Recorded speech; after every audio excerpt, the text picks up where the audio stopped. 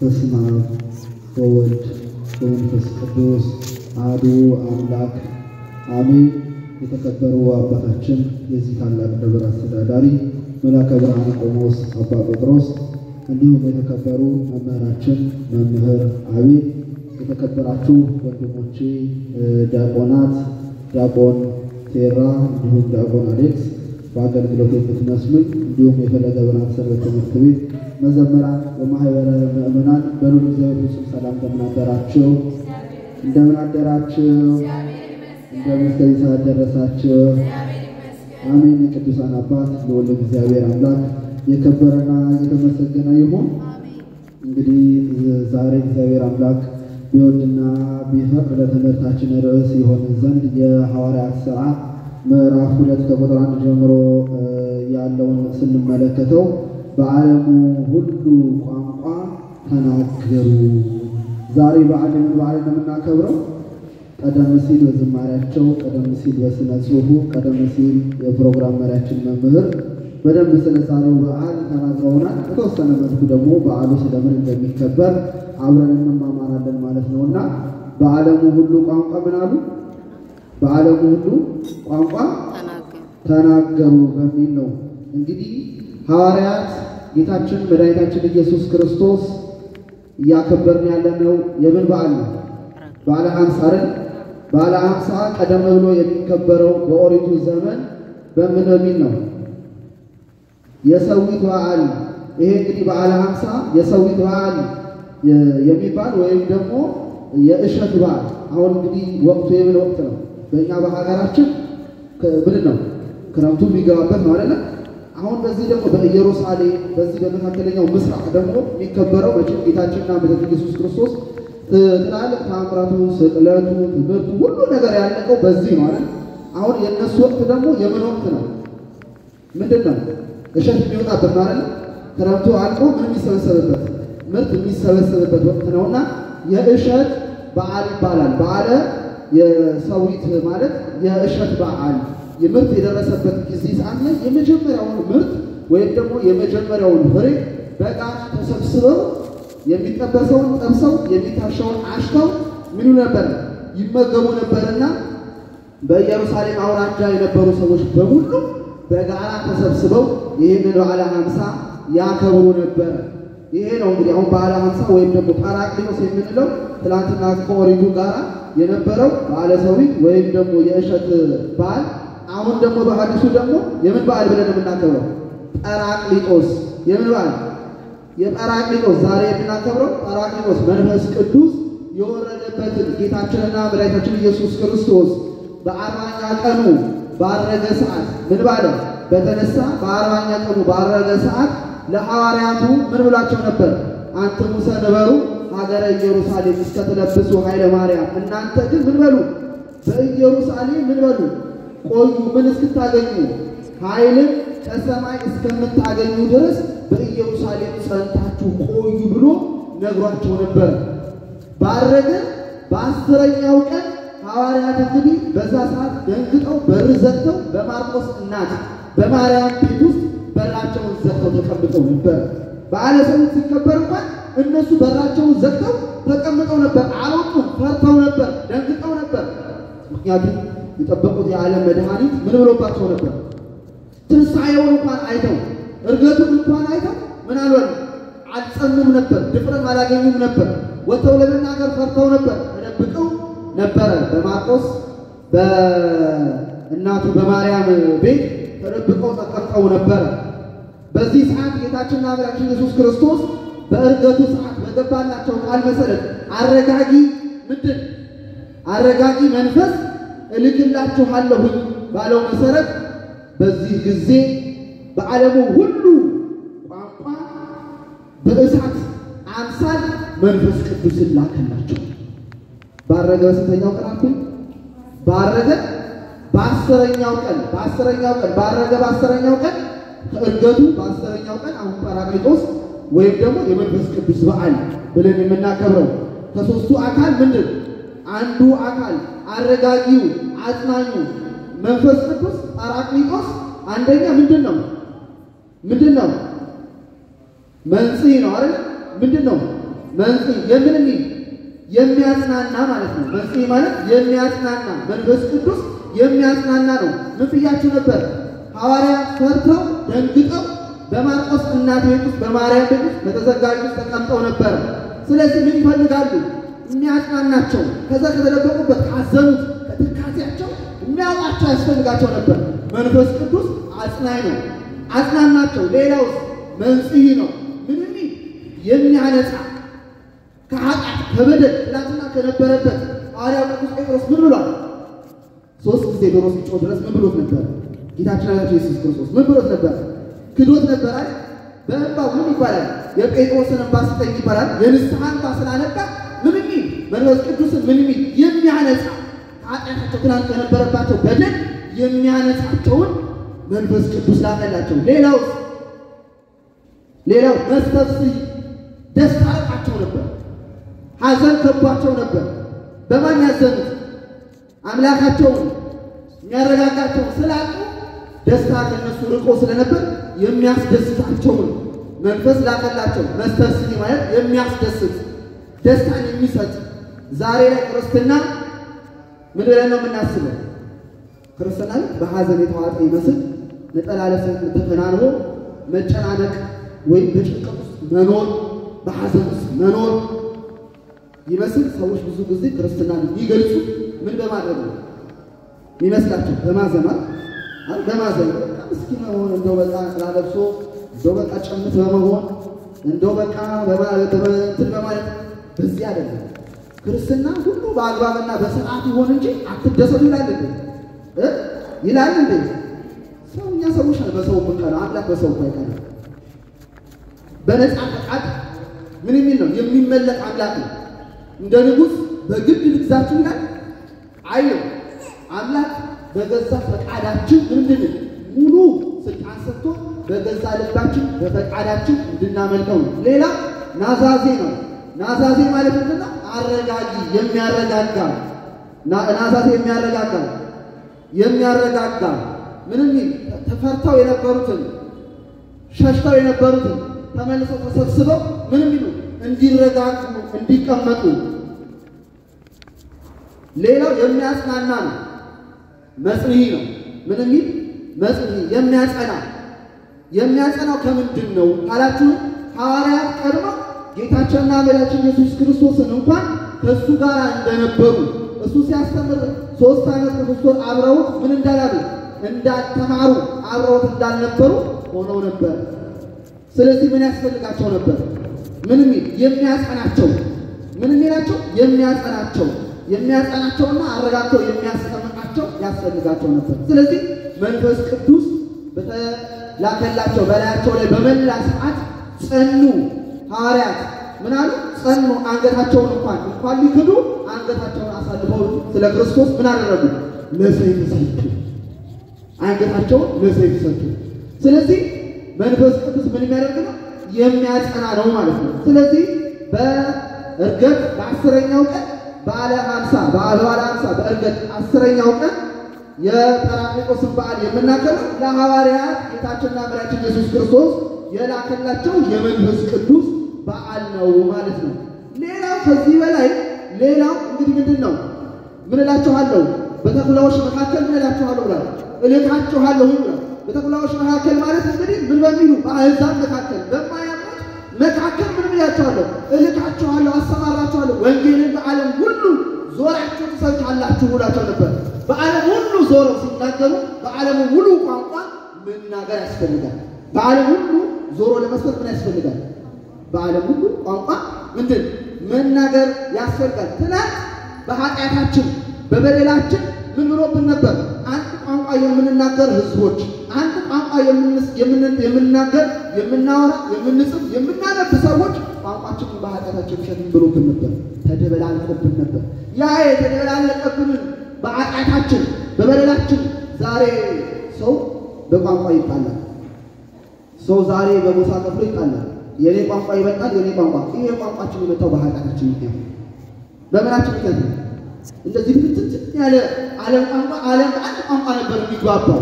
በኃጢአታችን ምክንያት የመጣውን ቋንቋ መንፈስ ቅዱስን ልኮ ለሐዋርያቱ ምን ያለባቸው? በዓለም ሁሉ ቋንቋ እንዲናገሩ በ72 ቋንቋ ገለጸላቸው።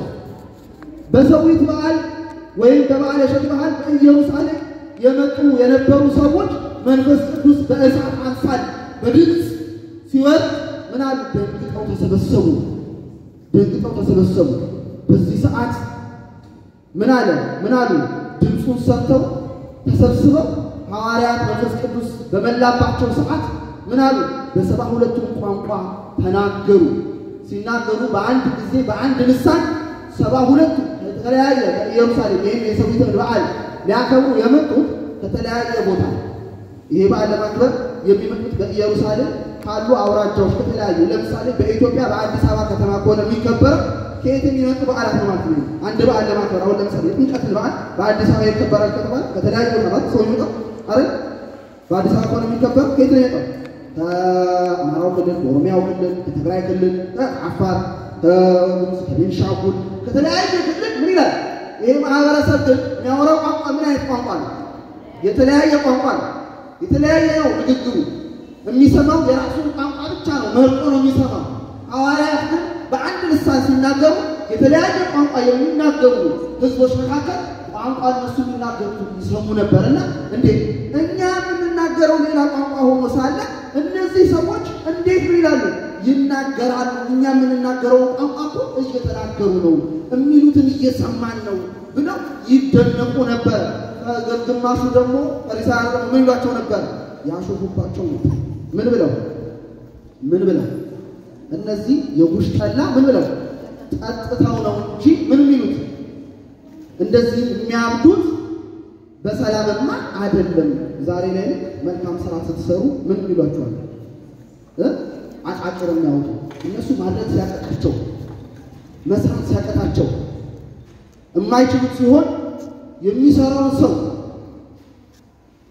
ምን የሚለው የሚሰራውን የሚያደርገውን ሰው ወደ ኋላ የሚያስ ዛሬ ላይ ያደርገው ስትሆን ወደ ኋላ መስዋዕቸው ዛሬ ተክርስቲያን ያደርገው ስትሆን ወደ ኋላ መስዋዕቸው ምን የምትሉ ናችሁ?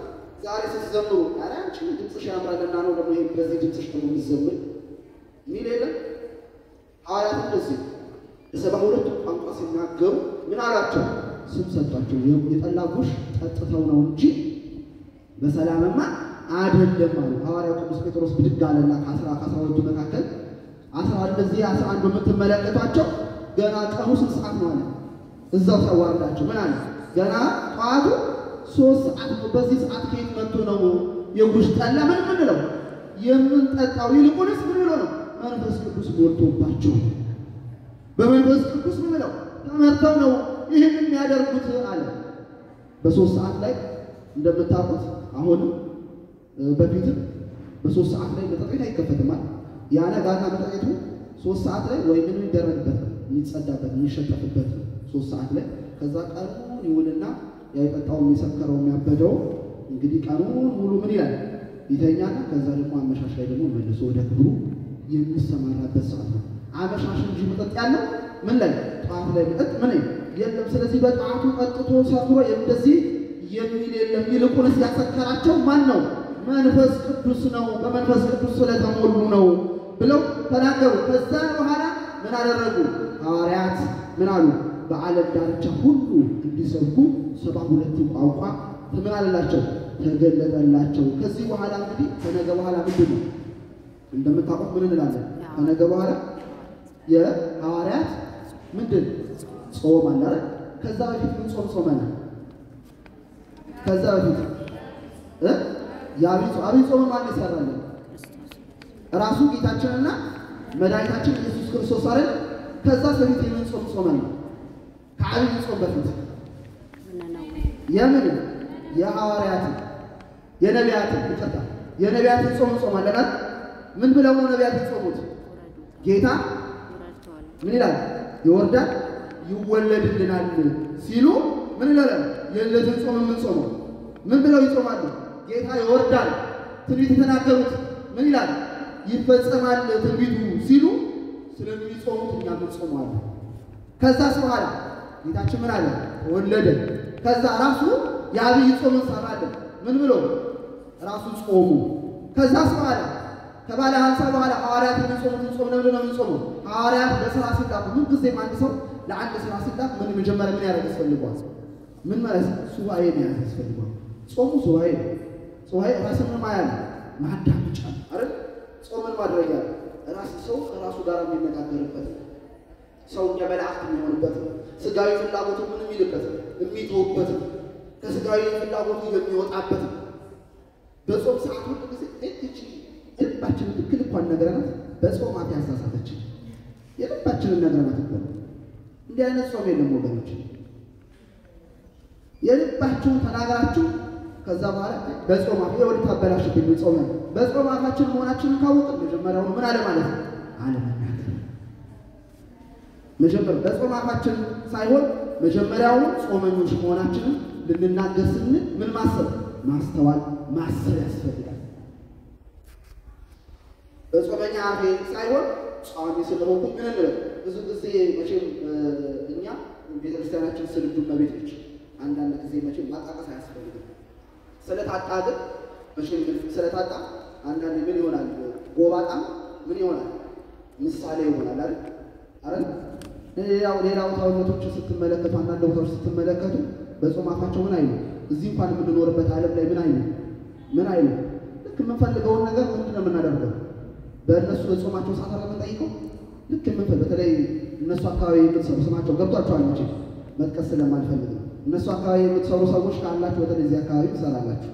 ልክ እነሱ የምንፈልጋቸው ጥያቄ ሲኖር በምንድነው በጾማቸው ሰዓት ልክ ያቺ አንድ ወር የሚጾማ ጾም በደረሰችልን ይላልና ደሞዝ ጥያቄ ከሆነ ወይ የሆነ ፍቃድም ከሆነ የተለየ ነገር ካለ ስራው ቢበዛም ቢከብደንም ግን ደግሞ የተለየች ነገር የምንፈልጋትን ነገር ለመፈጸም በዛሽ በጾም ሰዓት ምን እንላለን እንጠይቃቸዋለን። ምን ስለማይል ከአንደታቸው ክፉ አይወጣም አይደል? ቢሞቷል ከአንደታቸው ክፉ አይወጣም። እኛስ በጾማችን ሰዓት በእውነት ቢጠይቁን እንደነሱ እናደርጋለን? እኛ በጾማችን ሰዓት ጾሙ ሲጀምር አሁን ላይ የተጀመረ ደግሞ አለ እንትን ይሄ ዋትስአፕ ግሩፕ ደግሞ አሁን የተጀመረ አለ። በጣም ነው የሚያስቀኝ። እውነቴን ነው የምላችሁ። እኔ እንትን አይደለም የተጣላነው ይቅርታ አድርጉልኝ ዋትስአፕ ሼር ይቀራል። በቃ ያን ቀን ሀሳብ ይሄ ይቅርታ አድርጉልኝ ያለ ምናት ከማለት አለች ነው ያልተጣላችሁትን እንኳን ይቅርታ አድርጉልኝ እኮ አይደለም። ይሄ በቃ እንደ ጌጥ አናያዘ ልክ ጾም ሲደርስ የተጣላት ማስቀየምሽ በመደብሽ ይቅር በይ የስልክ የፎቶ የፖስተር አይደለም ክርስትና። ጾሙ ከልብ ነው መሆን ያለበት በልባችን። ያንን ሰው ስናገኝ ብንችል ደውለን ያስቀየመንም የተቀየምነው የተቆራረጥነው ሰው ይሁን ምንድነው ማድረግ ያለብን? ፖስተር በመላክ አይደለም ወይም ደግሞ ፕሮፋይል በማድረግ አይደለም። ደውሎ ይቻል ከሆነ በአካል ሄዶ ይቀበለኝ ብሎ ይቅርታ ጠይቆ ከልብ ሰው ከልብ ለስሙላ ግን አይ ይኸው ከዚህ ተጣጣቆ አሁን ጾም ልትል ነው እንዳትባሉ ፖስተሯና ተደርጓትና ከዛ በኋላ ተጠይቀኛል። ይሄ አይደለም ክርስትና። ይሄ ትክክለኛው አይደለም። ከልባችን ግን ይቅርታ እውነት ፈልገን ከሆነ በእውነት ከልባችን በንጹህ ልባችን መላእክት መስለን መጾም ፈልገን ከሆነ ከልባችን ለዛ ሰው ደውለን ከልብ ይቅርታ እንዳይበድል እኛም ደግሞ ያንን ቂም ከልባችን ምን አውጥተን ጥለን አንዳንድ ሰዎች ይቅርታ ይጠያየቁን ከዛ በኋላ ይቅርታቸው አይተውትም። ወደ ቀደመ ፍቅራቸው አይመለሱም። ወደ ነበረ ማለታቸው አይመለሱም። በተለይ ሀበሻዎች በጣም ችግር አለበት። የይቅርታ ልብ የለም። እውነቴን ነው የምላችሁ። ይቅርታ እኮ ለአፋችን እናደርጋለን ግን አንረሳት። እሷ እኮ የረሳሁለት መስዋዕት በዚህ ጊዜ እንደዚህ ያደርጋኛል። አሁንማ ምን ይቻላል? ምን ይደረግ? ይቅርታ ተራራ ከሊ አስታረቁ አረሳችሁትም ማለት ነው። አጣችሁትም ልባችሁ ላይ ያለ ማለት ነው። ከዛ ውስጥ አውጥቶ መጣል ያስፈልጋል። ሰው ለመጽደቅ መጀመሪያ ይሄን ነገር ማቀቅ ከምንም በላይ ምን ይላል? እምነት፣ ተስፋ፣ ፍቅር ምን ይላሉ? እነዚህ ጸንተው ይኖራሉ። ከነዚህ ሁሉ እምነት እንግዲህ ትልቁ መሰረት ማለት እምነት ተስፋችን ተስፋ ምንድነው? ርስት መንግስት ተስፋ የምናደርገው ተስፋ ነው። ክርስቲያን የሚኖር አይደል? ተስፋ እናደርጋለን ርስት መንግስት ሰማያት ላይ ማለት እናስበው። ከነዚህ ሁሉ በላይ ምን ይበልጣል? ከነዚህ ሁሉ በላይ ምን ይበልጣል? ፍቅር ይበልጣል። አያችሁ የፍቅር ኃያልነት። ስለዚህ የይቅርታ ልብ የሌለው ሰው ምን አይልም ማለት ነው? ዋጋ የለውም። መንግስተ ሰማያትን እንድትጮህ እያየ ባይ ይመጣል። የለችም። ይቅርታ ማድረግ የማይችል በያዘ ሰው ካለ ምን አይልም። ምክንያቱም ይቅር አይልም። አባታችን ሁሌ ይላል ሁሌ የሚባለው አይደል? ምን እንደሚል የበደሉን ምን እንደሚል ይቅር እንደምንል ሁሉ አንተ ምን በለ አብዙ ጊዜ የበደሉን አያችሁ የበደሉን ይቅር እንደምንል ሁሉ ቃል እየገባን ነው። እኔ የበደልኩት ይቅር እንደምንል ሁሉ አንተ ስለበደልኩ ምን በለኝ አንተ ይቅር በለኝ። አያችሁ እራሱ ያስተማረው ነው። መልሰን አባታችን እየጸለየ ያለው ይሄ አባታችን የጸሎት በመን ማን ያስተማረው? ራሱ በሶስት ዓመት ጌታችን ኢየሱስ ክርስቶስ በመዋዕለ ሥጋዌ ያስተማረው ጸሎት ማለት ያስተማረው ጸሎት። ስለዚህ ምንድነው ያለው?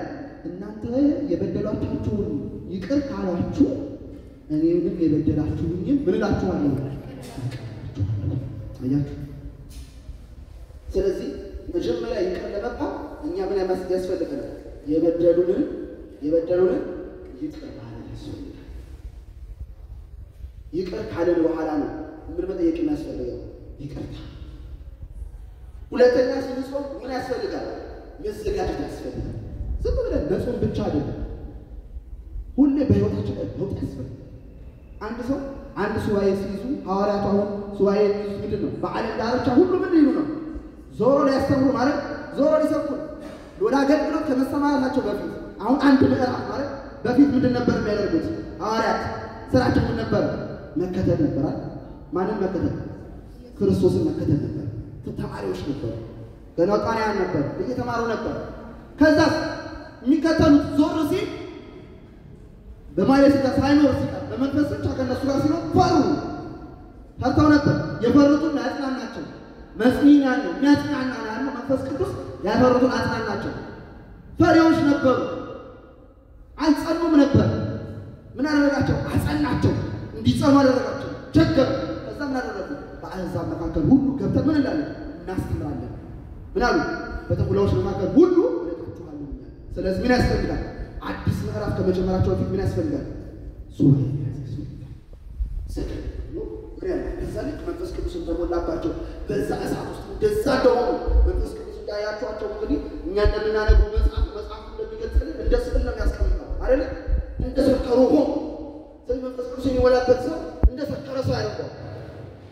ስለዚህ ያን ሰከሩ የሆኑትን ሰዎች ምን አሉ? በዛው አልሄዱ፣ ወደ ዓለም አልወጡ፣ በዛው አልሰበኩ፣ በዛው ዓለም ያሉ ምን ያስፈልጋል አሉ። አይ ምን ያደርጋል? የጥሞና ጊዜ ያስፈልጋል። ስለዚህ ምን ያስፈልጋል? ሰከን ብሎ ደግሞ ምን ያደርጋል? ፈጣሪ ጋር ምንካል ሱባኤ ያዙ። ያንን አስበን ነው አሁን እኛ የሐዋርያት ጾም ብለን የምንጾም። ስለዚህ በጾማችን ውስጥ ምን ያስፈልጋል ማለት ነው? አንድ ነገር ሌላ ለውጥ ያስፈልጋል ማለት ነው። ልክ እንደ በዓለም ውስጥ ሄደው እንደሚያሰሙ እኛ ደግሞ ምን ያስፈልገናል? ትናንት የነበረው ክርስትናችን በዚህ ጾማችን በዚህ ሱባኤ ውስጥ አንድ ነገር ጠይቁት ፈጣሪያችሁ። አንድ ነገር ስለምን? ስለ ስጋዊ ተጠይቁ አደራችሁ። ችግራችሁ ሮጥ አሁን ችግራችሁ ሮጥ ሄዶ ስጋዊ ነገር አቤት ደሞዝ አልነበረኝም ደሞዙን አስጨምረልኝ ብዬ ይይዛለሁ እንዳታስቡት። ሌላ መንፈሳዊነታችሁ ላይ የሚጨምር ነገር ሌላ ነገር ጠይቁ። ለምሳሌ በጣም በተደጋጋሚ በኃጢአት የምትወድቁበት ነገር ካለ ከዛ እንዲያነጻችሁ ጠይቁት። ሰው ከኃጢአት አይጸዳም። ይጸዳል? አይጸዳም። መቀነስ ይቻላል። ኃጢአት መቀነስ ምን ይላል? ይቻላል። ኃጢአት በአንድ ጊዜ ማለት ነው። ቀስ በቀስ እንቁላል ቀስ በቀስ በእግሩ እንደሚሄድ ሁሉ ምን ያደርጋል?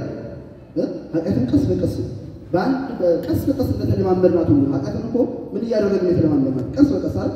እስከ 7 ዓመት ያሉ ህፃናት ምን አይሉ አይታችኋቸው ከሆነ ንስሐ አይገቡም ማለት ንስሐ የሚገቡት ምን አለ በኋላ ከ7 ዓመት በኋላ ቀስ እያለ እያደገ ያው 7 ዓመት ህፃን ልጅም አሁን በተለይ በፊት ነው እንጂ አይታችሁ በተለይ አሁን በመራ የኢትዮጵያ ህፃናት ልጆች እንግዲህ አይታችኋቸው ከሆነ ገና ልጆች ናቸው። 7 ዓመት እዚያ ጋር 7 ዓመት ብትሉት የት ነው? ሰማይ ደርሷል አይደል? ስለዚህ እንደ ሀገራችን ቀስ እያለ ነው የሚያድገው።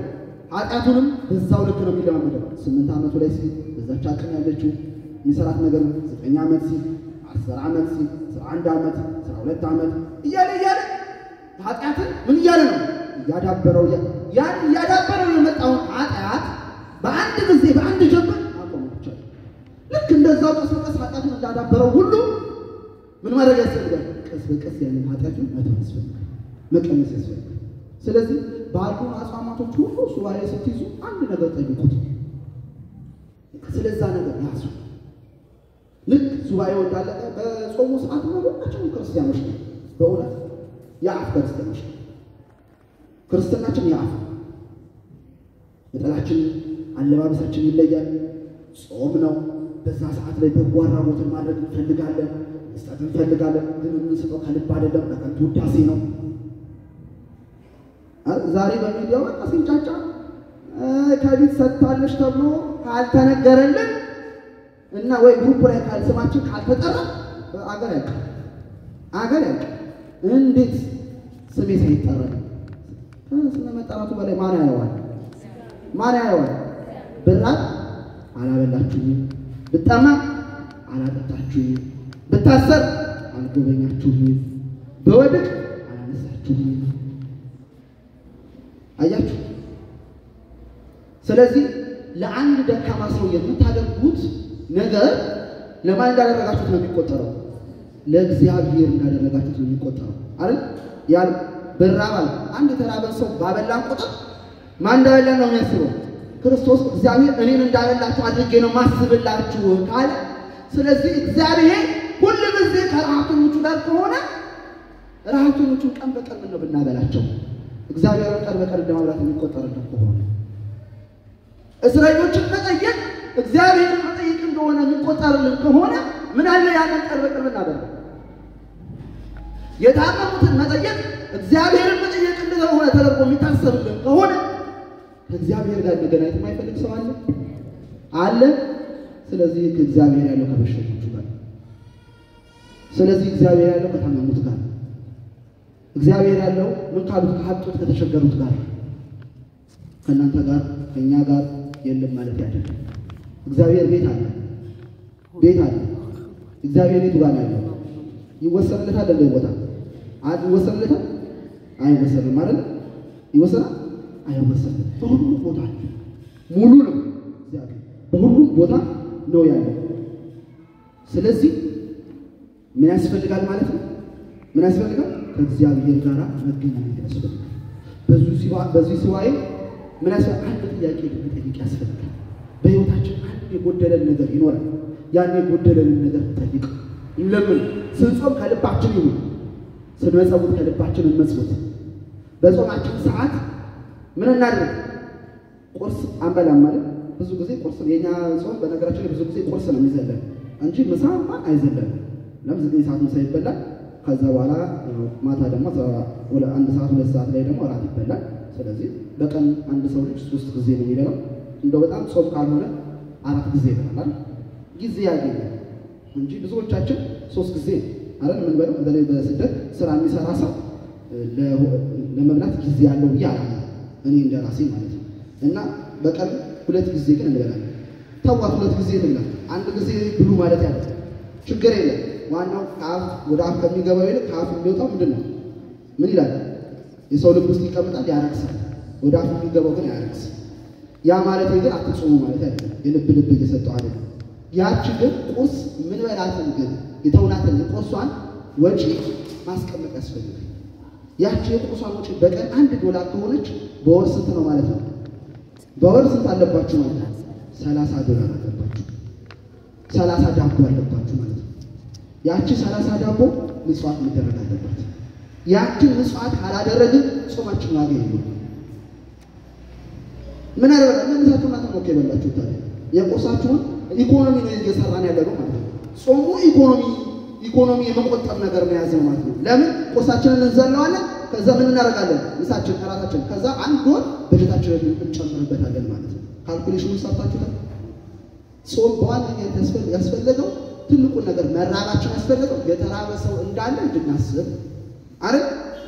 መራብና ስለዚህ የተራበ ሰው እንዳለ እናስብ ከሆነ ምን እንደምናደርገው እኛ ምሳችንን ስንበላ የቁርሳችንን ለተራበ ሰው መስጠት ማለት ነው።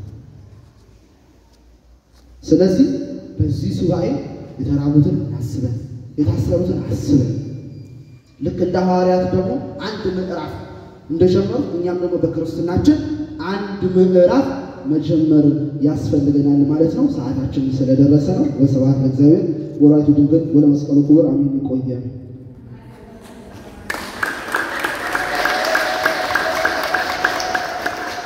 በወንድማችን በሊቀ ዲያቆናት አድሮ ያስተማረን የመከረን የአባቶቻችን የቅዱሳን አምላክ እግዚአብሔር ይክበር ይመስገን። እልል ብላችሁ እግዚአብሔርን አመስግኑ። ወንድማችን ቃልዎትን ያሰማልን የአገልግሎት ዘመኑን እድሜውን እግዚአብሔር አምላክ ይባርክልን ይቀድስልን። በድጋሚ እስቲ ሁላችሁ እልል ብላችሁ እግዚአብሔርን አመስግኑ።